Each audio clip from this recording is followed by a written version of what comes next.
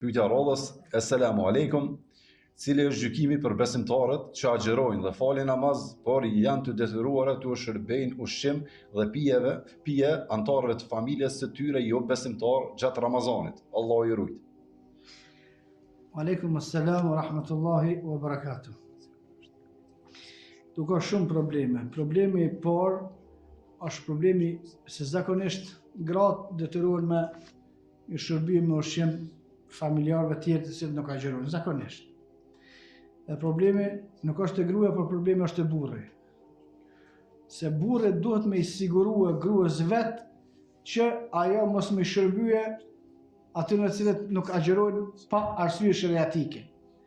Për shkak se më shërbyje në agjerim atyre të cilët nuk agjerojnë me arsye shariatike, është këtë në rregull.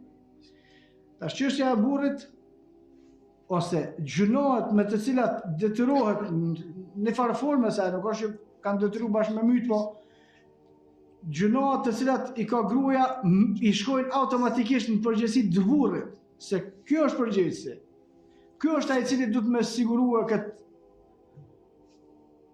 grua për mos me rënë mëkat ose mos me detyruar dikush në mëkat. Pra ata themi se inshallah më pak është gjëna për atë që shërben, sa është gjëna për burrin e saj, i cili e lejon në gjë të tillë, wallahu a'lam.